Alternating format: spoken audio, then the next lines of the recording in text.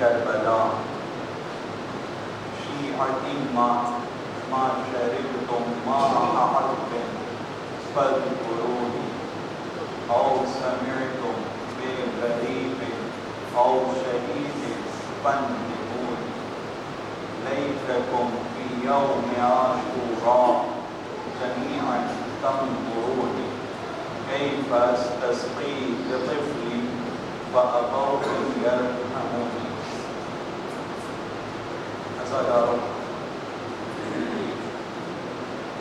کربلا کا محرم کا ہم لوگ سال بھر انتظار کرتے ہیں کہ جب یہ دن آئے گا ہم اپنے مولا کی یاد کریں.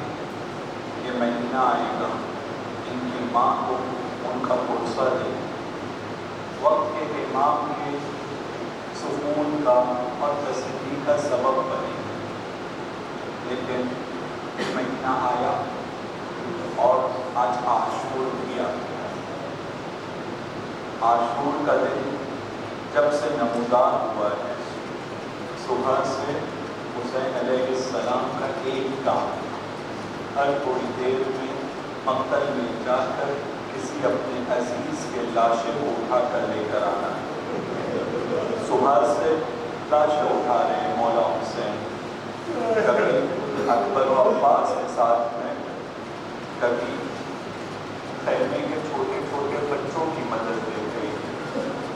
لیکن حسین کا کام ایک کے بعد ایک لاشیں اٹھا کر لے کر آنا ہے. جب عصر عاشور کا وقت آتا ہے ابھی کا تقریباً جو وقت ہے اس وقت میں ایک مرتبہ امام حسین امام زین العابدین کے پاس آتے ہیں.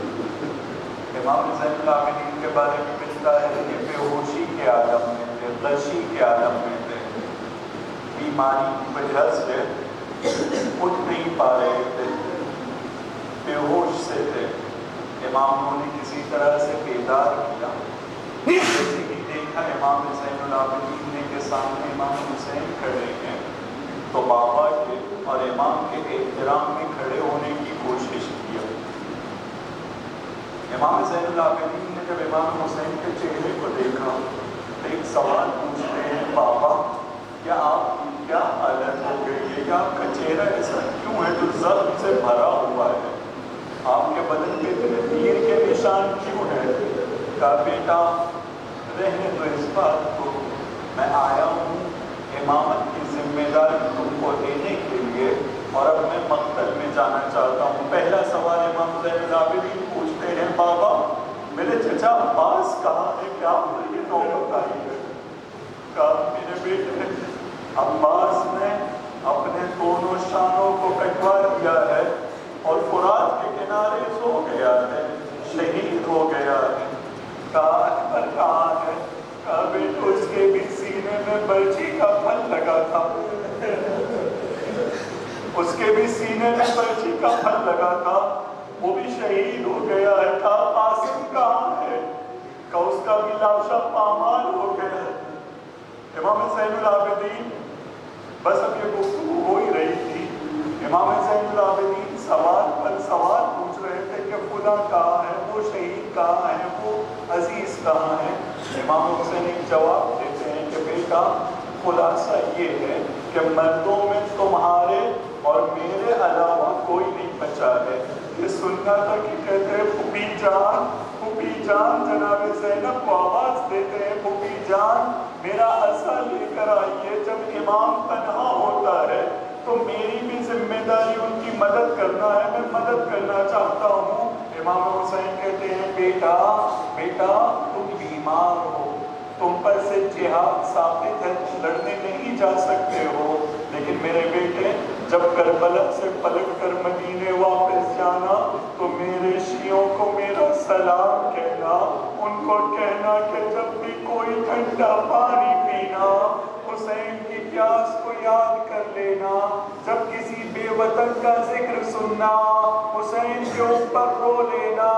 اور بیٹا یہ بھی کہنا لیتکم فی یوم عاشوراء, اے کاش تم کربلا کے میدان میں ہوتے,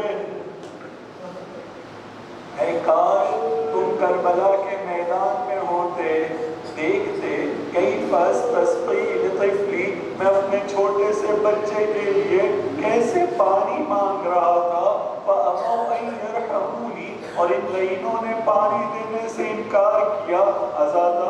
اس کے بعد امام حسین اس خیمے سے باہر آتے ہیں، جناب زینب کے خیمے کی طرف جاتے ہیں۔ جناب زینب کے پاس بیویاں ہیں، رباب ہیں، فروہ ہیں، ام لیلہ ہے، رقیہ ہے، اور سب بیویاں وہاں بیٹھی ہیں۔ ان کے درمیان جب ہیں کہتے ہیں علیکن منی السلام، میری طرف سے میرا آخری سلام قبول کرنا۔ اب حسین بھی مقتل کی طرف جا رہا ہے۔ بس تصور کیجئے گا جس وقت مدینے سے یہ کاروان نکل رہا تھا تو بیویاں جوانوں کے گھیرے میں تھی، جوانوں نے انہیں پروٹیکٹ کیا تھا، اور اب وقت یہ آ گیا ہے عصر عاشور کہ ایک مرد، ایک امام جو اب ان کے درمیان بچے ہوئے ہیں، امام بھی اپنا آخری سلام کہنے کے لیے آتے ہیں تو کہیں سکینہ پکڑ لیتی ہیں، کہیں جناب زینب پکڑتی ہیں، کہتی ہیں بھیا اس بیابان میں، اس صحرا میں تم بھی ہم کو اکیلے چھوڑ کر جا رہے ہو۔ ہاں آزادارو، امام حسین نے جیسے ہی کہا علیکن منی السلام اور اس کے بعد بیویوں کے پاس سے نکلتے ہیں تو توجہ کیجئے گا، جناب زینب کو کہتے ہیں کہ میرا پرانا امامہ لا کر دو، میرا پرانا کرتا لا کر دو، اور پرانا نئے کپڑے کا جو ہوتا تھا وہ منگایا، سب پرانا جو ان کا رکھا ہوا تھا سب منگایا۔ ابھی اس روایت کو آپ یاد رکھیے گا کہ کیوں پرانا کرتا منگایا تھا، کیوں پرانا امامہ منگایا تھا، اور روایت میں ملتا ہے پرانا تو منگایا تھا، منگانے کے بعد اس کو جگہ جگہ سے پھاڑ دیا تھا، اس کو ٹکڑے ٹکڑے کر دیا، اور پھر اس کرتے کو پہنتے ہیں جو پھٹا ہوا تھا۔ اس کرتے کو پہن کر امام حسین علیہ السلام اپنے گھوڑے کے پاس آتے ہیں، ذوالجلال کے پاس آتے ہیں، سوار ہونا چاہتے ہیں۔ اس سے پہلے جب بھی حسین سوار ہونا چاہتے تھے نا، جب بھی سوار ہونا چاہتے تھے، عباس وہاں کھڑے ہوتے تھے، امام حسین کی مدد کرتے تھے سوار ہونے میں، اکبر کھڑے ہوتے تھے مدد کرتے تھے۔ ایک مرتبہ گھوڑے کے پاس آتے ہیں، چاروں طرف دیکھتے ہیں، کبھی سیدھی طرف کبھی بائیں طرف، کہ عباس نہیں ہے، اکبر نہیں ہے، کوئی ساتھی نہیں ہے۔ خیمے سے جناب زینب نکلتی ہیں، امام حسین کا سہارا بنتی ہیں، امام حسین کو مدد کرتی ہیں، گھوڑے پر سوار ہوتے ہیں۔ سوار ہو کر اب جب گھوڑا لے کر جانا چاہتے ہیں تو دیکھتے ہیں گھوڑا آگے نہیں بڑھ رہا ہے، ذوالجلال آگے نہیں بڑھ رہا ہے۔ فرماتے ہیں اے میرے اسب باوفا، اے میرے وفادار گھوڑے، مجھے پتا ہے صبح سے میں نے تجھ کو بہت تھکایا ہے، لیکن یہ آخری بار ہے جو میں مقتل کی طرف جا رہا ہوں، اب میں تجھے نہیں تھکاؤں گا، اب میں تجھے نہیں تھکاؤں گا۔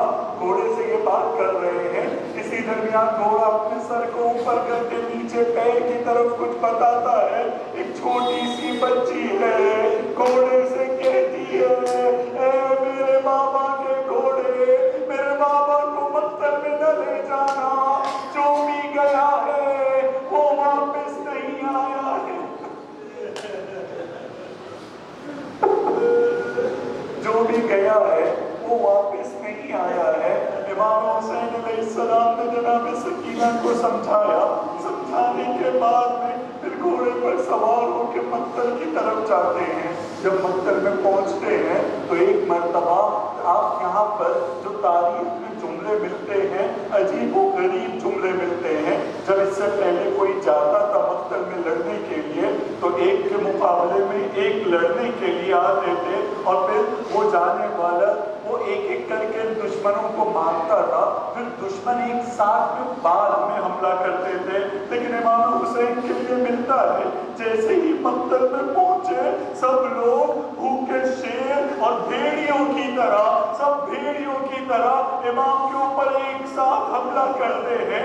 امام نے اس پورے دن مصیبتوں کو برداشت کرنے کے بعد بھی ان کا دفاع کیا، ان کو دور بھگا دیا۔ بھگانے کے بعد میں ایک مرتبہ ٹیلے پر چڑھتے ہیں، ٹیلے پر چڑھ کر کہتے ہیں مسلم تم نے دیکھا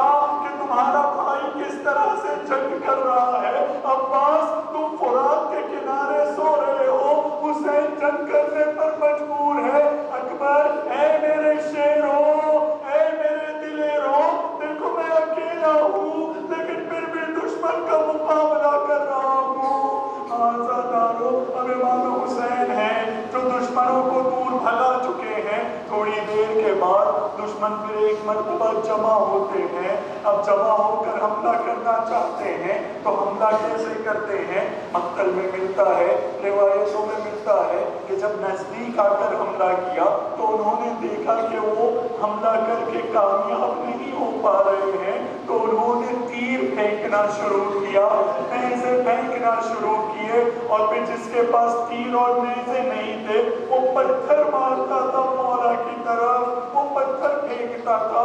रिवायतों में मिलता है कि 2000 से ज्यादा तीरों के निशान इमाम हुसैन के बदन में थे। अब सोचिए हम लोगों का ये बदन और इस पे इतने हजारों की तादाद में तीर के निशान, इसका मतलब ये है कि जीते जी हमारे मौला का बदन तीरों से छलनी छलनी हो गया था।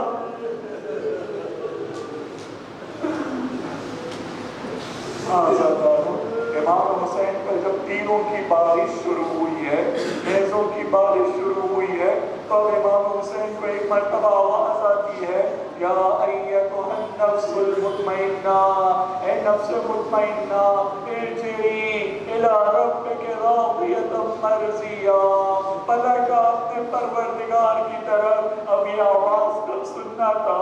इमाम हुसैन ने अपनी तलवार को नियाम में रखा, अपनी तलवार को नियाम में रखकर बस खड़े ही हुए थे कि इन लईनों ने घेरे को छोटा किया, नजदीक आते गए, आते आते इतने तीर मार चुके थे कि इमाम के बदन पर अब कोई ऐसी जगह बची नहीं थी जहाँ तीर लगना बाकी हो।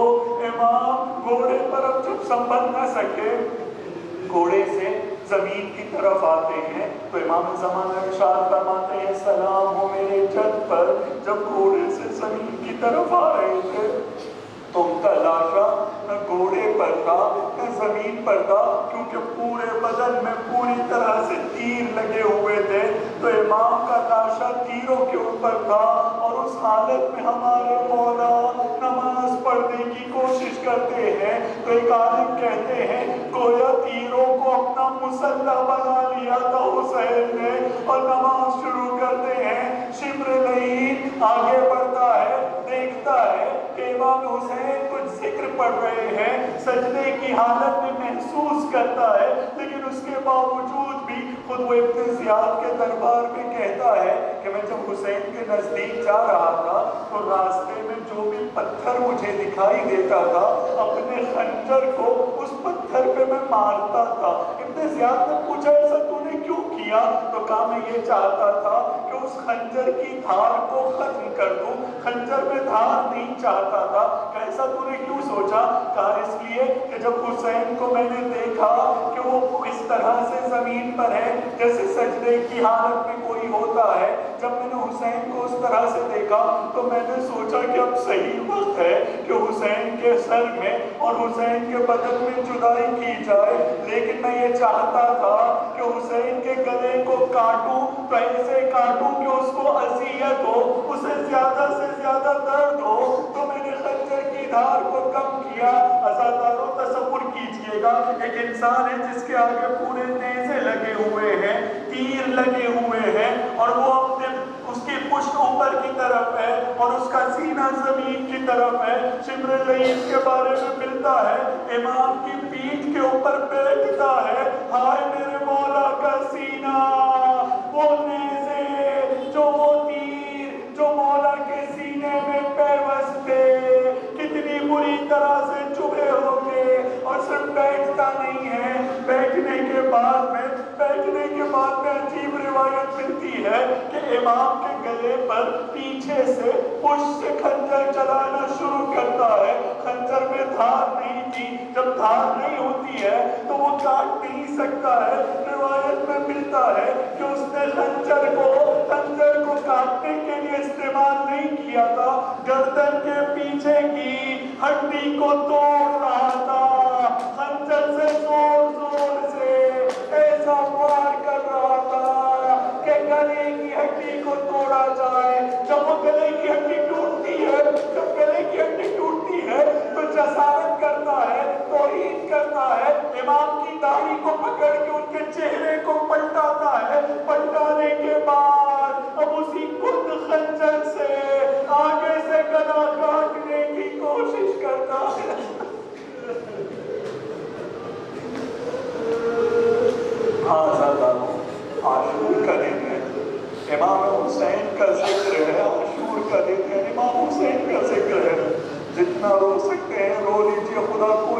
نہ دے سوائے غم شبیر کے، خدا ان آوازوں پر، ان آنسوؤں پر اور اس دل کی بے چینی کے اوپر رحمت نازل کرے انشاءاللہ۔ آزادارو، جب امام حسین کی داڑھی کو پکڑ کر شمر گلا کاٹ رہا تھا، کوشش کر رہا تھا گلا کاٹنے کی، تو محسوس کرتا ہے دل زینبیہ سے جناب زینب ایک آواز دیتی ہے، اے شمر، کیا تو جانتا ہے جس کے سینے پر تو بیٹھا ہے یہ رسول کے کاندھوں پر سوار ہوتا تھا، یہ فاطمہ الزہرا کا بیٹا ہے۔ یہ سننا تھا کہ شمر لعین اپنی وحشی گری کو اور بڑھا دیتا ہے اور بے دردی سے مارتا ہے۔ اب یہ منظر کو جناب زینب دیکھ رہی تھی۔ اسی عالم میں آسمان میں ایک آواز بلند ہوتی ہے، الا قد قتل الحسین بکربلا، آزادارو، امام حسین شہید ہو گئے، امام حسین ذبح کر دیے گئے، امام حسین قتل کر دیے گئے۔ بس اس آواز کا بلند ہونا تھا۔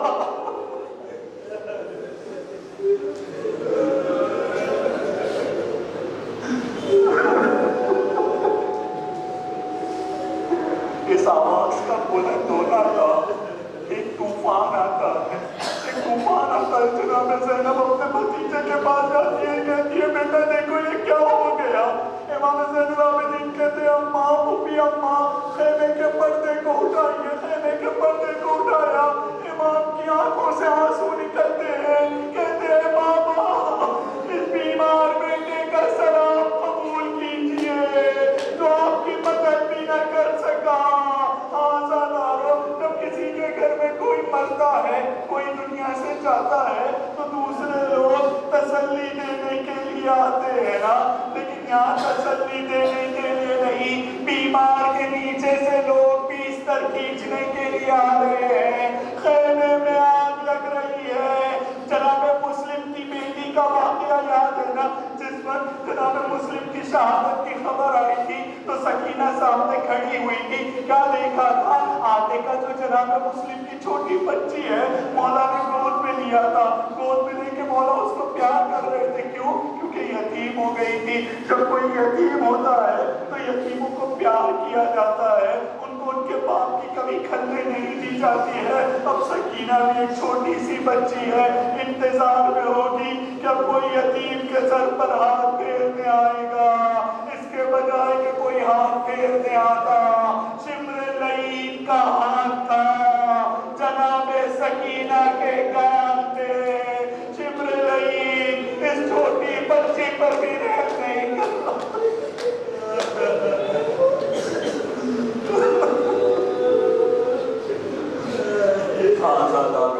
آزادارو، امام حسین علیہ السلام جب شہید ہو گئے ہیں تو یہاں ظلم ختم نہیں ہوتا ہے، یہاں ایک ظلم کی نئی انتہا جو تاریخ نے اس سے پہلے کبھی نہیں دیکھا تھا، اب وہ ظلم شروع ہوتا ہے۔ بس کچھ جملے میں آپ کو بتانا چاہتا ہوں کیا ظلم شروع ہوتا ہے۔ کیا ہوتا ہے کہ اب ابن سعد، شمر لعین، اس کے جتنے اور کمانڈر ہیں، سب یہ برنامہ بناتے ہیں، پلان کرتے ہیں کہ اب ہم لوگوں کو اپنے گھوڑوں کی نالوں کو تیار کرنا ہوگا، اور یہ جو حسین کا لاشا ہے، ہم اپنا جشن، جیت کا جشن منانے کے لیے گھوڑوں کو دوڑائیں گے، اور بیچ میں حسین کا لاشا پڑا ہوا ہے زادارو، اور یہ گھوڑوں کی تیاری ہو رہی ہے کہ اب یہاں پر اس لاشے کے اوپر گھوڑوں کو دوڑایا جائے گا۔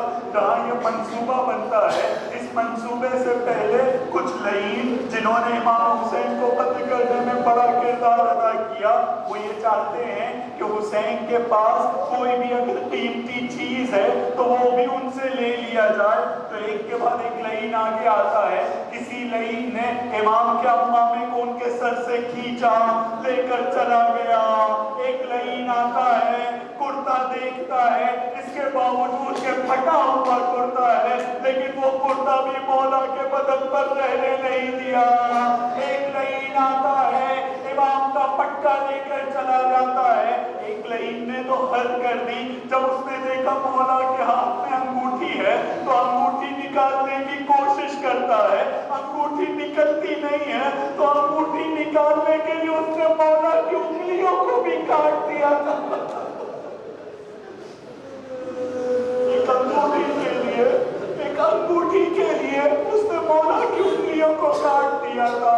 آزادارو, اب اس کے بعد سب لوگ اپنے گھوڑوں پر تیار ہو کر مولا کے لاش کی طرف آتے ہیں, جسم مبارک کی طرف آتے ہیں, اپنے گھوڑوں کو تیزی سے چلاتے ہیں, مولا کے جسم کو پامال کرتے ہیں. اب جناب زینب ہے, ایک مرتبہ مدینے کا رخ کرتی ہے, ارشاد فرماتی ہے, میرے نانا, آپ کے جسم مبارک پر فرشتوں نے نماز پڑھی تھی. یہاں میرا بھائی حسین, اس کا بدن خون میں غلطہ ہے, پورے بدن پر میدان کی ریت ہے, میرا بھائی پہچانا بھی نہیں جا رہا ہے. انا قد قتل الحسین بکربلا, انا قد ذبح الحسین بکربلا.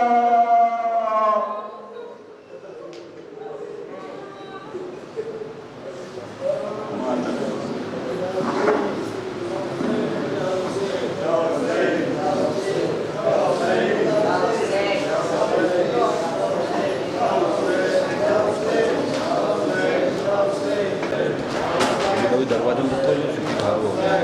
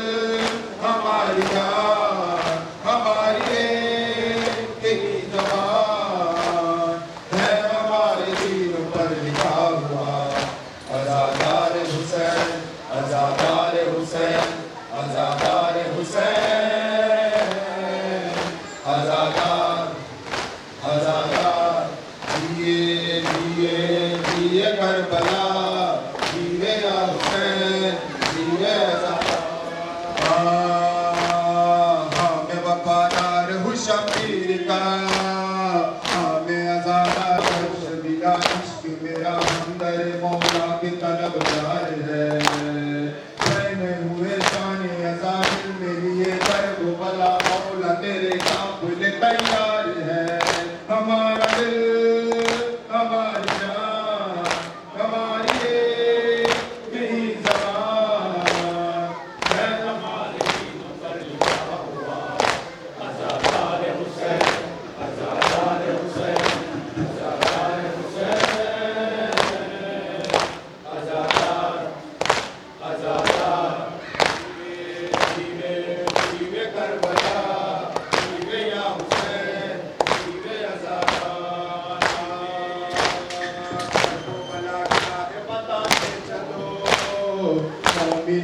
کو مناتے چلو عرش عظیم کے بچھاتے رہو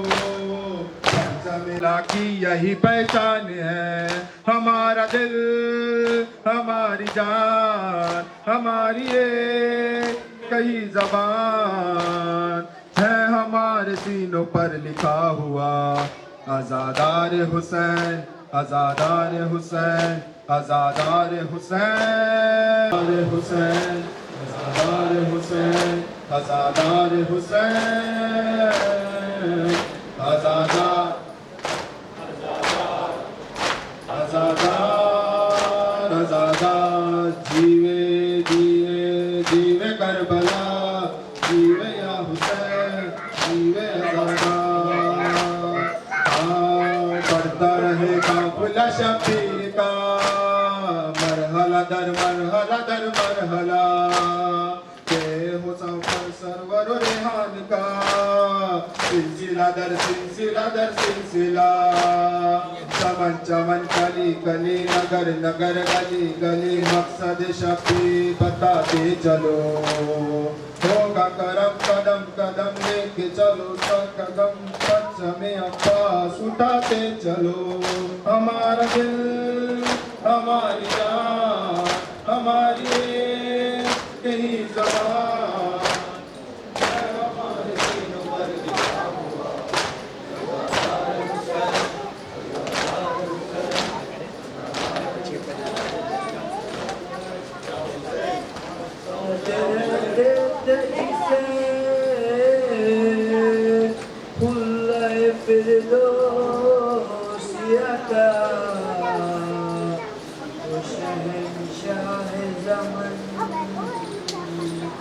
جس کو کفن بھی نہ ملا وہ شہنشاہ زمن جس کو کفن بھی نہ ملا تو محمد صلی صاحب حسین ابن علی چلے فاطمہ زہرا کی وہ معصوم کلی نام ہے پنجے تنے پاک میں بارک جلی حرمت دین خدا جس کی شہادت میں ڈلی ہوتے رہتے تھے جسے اللہ فردوسی عطا وہ شہنشاہ زمان جس کو کفن بھی نہ ملا وہ شہنشاہ زمان جس کو کفن بھی نہ ملا وہ شہنشاہ زمان جس کو کفن بھی نہ ملا وہ شہنشاہ زمان جس کو کفن بھی نہ ملا اللہ شریف لایا وہ حسین تجھ پر جس کو پیغمبر نے بٹھایا وہ بچ کے قرآن کا ہو رہا حسین پانی دل کھول کے دشمن کو پلایا حسین ہر اس بے قص مظلوم کو پانی نہ ملا وہ شہنشاہ زمن جس کو کفن بھی نہ ملا وہ شہنشاہ زمن جس کو کفن بھی نہ ملا وہ شہنشاہ زمن جس کو کفن بھی نہ ملا وہ شہنشاہ زمن جس کو کفن بھی نہ ملا دستر میں گھیر لیا جس کو بلا کر مہماں سامنے جس کے تڑپا رہا مرتا جوان کہ چلی جس نے جواب بیٹے کے سینے سے سینا جس کے ہاتھ پہ ہوا قتل اس کا بلا آخری ناظر مظلوم پہ جس کا نہ رہا وہ شہنشاہ زمن جس کو کفن بھی نہ ملا وہ شہنشاہ زمن جس کو کفن بھی نہ ملا وہ شہنشاہ زمن جس کو کفن بھی نہ ملا وہ شہنشاہ زمن جس کو کفن بھی نہ ملا خوب روتے ہیں جب اپنا کوئی مر جاتا ہے لاشا بے واری وارث بھی کفن پاتا ہے اور ترستا کے اسے کوئی بھی دفناتا ہے تعزیت کے لیے دشمن بھی چلا آتا ہے ہائے افسوس جگر گوش ہے محبوب خدا وہ شہنشاہ زمن جس کو کفن بھی نہ ملا وہ شہنشاہ زمن جس کو کفن بھی نہ ملا وہ شہنشاہ زمن جس کو کفن بھی نہ ملا ہائے پامال ہوئی لاش حسین ابن علی لاش مریا پہ لہو دیتی رہی تو نایا غازی جب ردا سر سے چنی میں صدا دیتی رہی تو نایا غازی जबरी दासर से चीनी मैं सदा देती रही तू ना यादाती औले इमरान ने कहा और जिंदा ने कहा ये बहन कैद हुई तू ना यादाती जबरी दासर से चीनी मैं सदा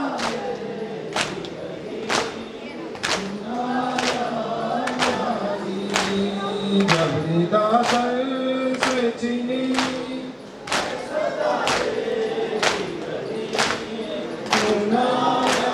आ गई शाम अलम लुट गए अहले हरम रेत पर चलती हुई हो गया दंडालम फुर्सा देने के लिए तुझसे मिलने के लिए आ गए बाबा ली तू नाया गाजी जबरी दासर से चीनी मैं सदा देती रही तू नाया गाजी जबरी दासर से चीनी मैं सदा देती रही तू नाया धूप में तू ना सजर तुझसे आबाद ठगर है बरना मेरा सर क्या नहीं तुझको खबर ऐ अलमदारे वफा उस बहन को बाखुदा तुझसे दरसी बड़ी तू नाया गाजी जबरी दासर से चीनी मैं सदा देती रही तू नाया गाजी जबरी दासर से चीनी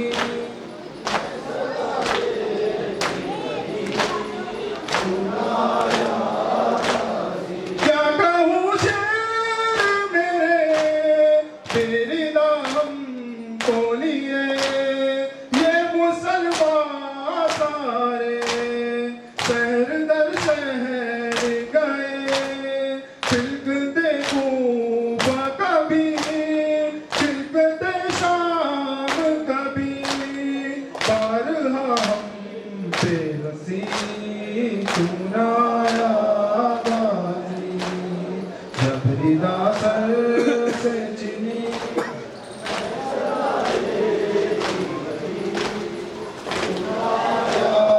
गाजी जबरी दासर से चीनी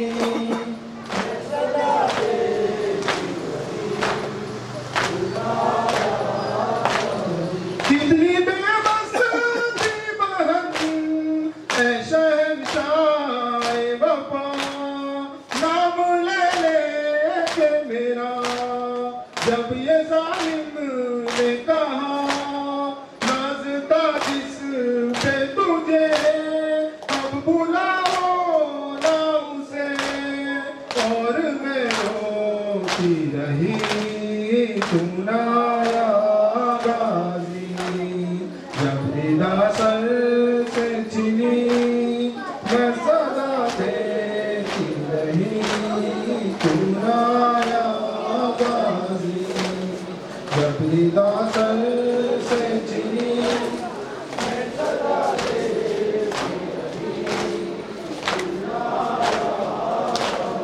हमको पानी ना मिले तेरी खुशबू तो रहे तेरे बाजू न कटे चाहे मस्की चाची दे ये मगर हो ना सका तेरे बाजू है जुदा मुझ पे है तशना नबी तू नाया गाजी जबरी दासर से चीनी मैं सदा दे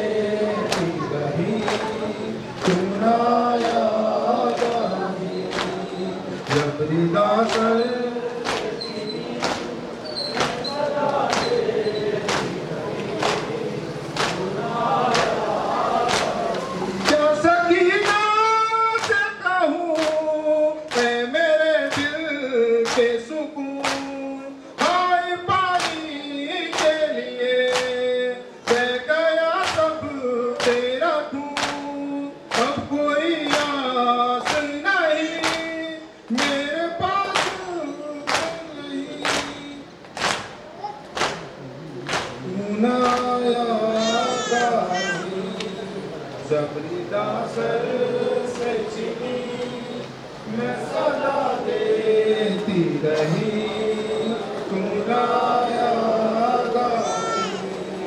जबरीदा सर से चीनी मैं सदा देती रही तू गाया क्या कहूँ शेर मेरे तेरी दाम बोलिए ये मुसलमान सारे शहर दर शहर गए फिर कदे कूफा कभी फिर कदे शाम कभी हर हम बेहसी